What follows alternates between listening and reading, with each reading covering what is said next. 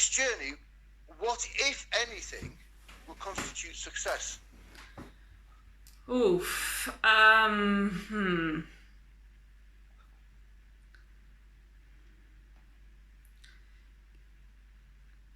A few things.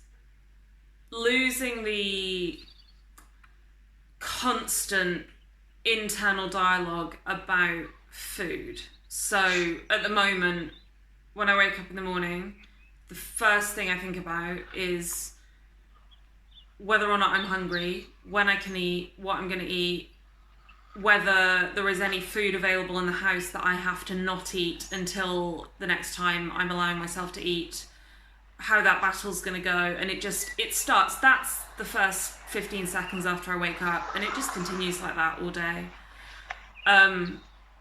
So a big part of success would be that dialogue stopping.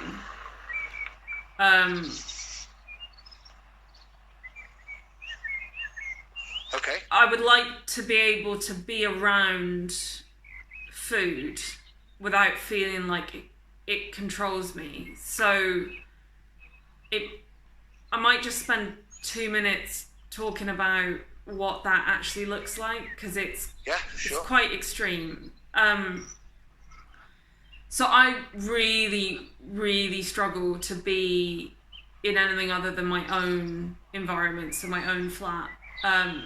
Living by myself, I now feel like I can't live with other people because their food is everywhere and I don't trust myself. And in the past, when I've lived with flatmates, I've eaten their food, and then even though I'm really embarrassed about eating their food, it's not enough to stop me in the moment. I do it, and then I rationalize it afterwards, and it makes my skin crawl remembering those things. But I think of that as in the past, but it's not, because Christmas was 3 months ago, and at Christmas I stayed with 3 different relatives, and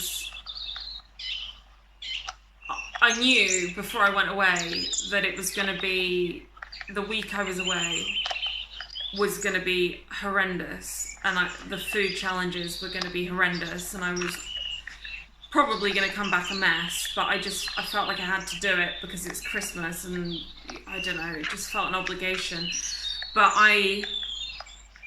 at all 3 houses, I did increasingly messed up eating behaviours while my relatives weren't in the room.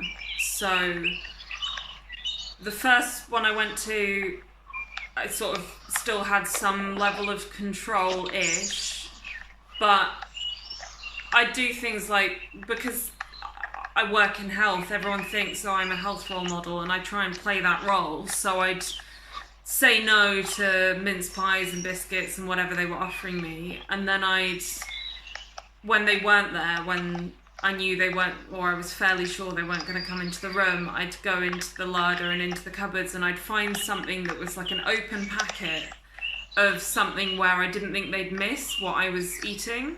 I do it with things like jars of peanut butter or jam, like just eat it straight out of the jar, or honey, because it's not going to be missed, but only ever when someone's not watching. So that was the most mild version, was the first place I went to. Then the next relative's house, I got there on Christmas Eve, and they were going out to a carol singing thing, and I said I was tired and I didn't want to go. And inside my head I was thinking, oh my god, brilliant, because I can do basically a full recce of all the food in the house, so I know exactly what the food environment is. And I'd already, on the journey up, I'd had a massive food binge where I bought a ridiculous amount of food and eaten probably 2,000 calories on the train on the way up. So more than I need in a day, all in one sitting on the train. So I arrived really uncomfortably full, feeling horrendous, and really happy that I wasn't going to have to eat dinner, because I thought that was going to make me feel even more uncomfortable. But instead, what I did is I waited until they left the house, and then I had little nibbles of just about everything that I could sample in the larder and in the cupboards. And then I went to the next place, the last place I visited, and I basically did the same, except that time I was making food specifically to chew it and spit it out again. And in both of those last two places, I woke up in the middle of the night and went downstairs and ate food while my relatives were asleep. So I've now slightly lost track of what you asked me, but can you help bring it back? What does success look like? Okay, so success looks like me being able to have a social life where I'm in other people's food environments or in a social food environment where I'm not scared of those kind of behaviours being inevitable. And just to reinforce the point, just so it doesn't get lost, that is the reverse of that is why you live such a hermetic life. Yeah. You know, a self-contained flat, nobody comes to it because you don't want to have to hide anything away that's part of your eating disorder world, and you don't want to have to go out where the social setting is almost certainly going to involve food, and that's going to create a problem for you. Yeah. So the simplest solution is not to deal with the problem, to avoid it by being a hermit. Yep. And I don't want anyone coming to my flat because I want to be able to have timed locks set up to control my meals. And if someone just knocks on the door and pops in, what if they see inside my fridge and all they can see is a bunch of bags with padlocks on them? So the easiest thing is to live nowhere near anyone I know and not see people. So not to put words in your mouth, but just to try and summarise what I think you're saying, for me, is I'd like to go out socially and meet people and feel comfortable and not be driven to some extreme behaviours, and feel comfortable that somebody could pop round at any time and I would welcome the fact.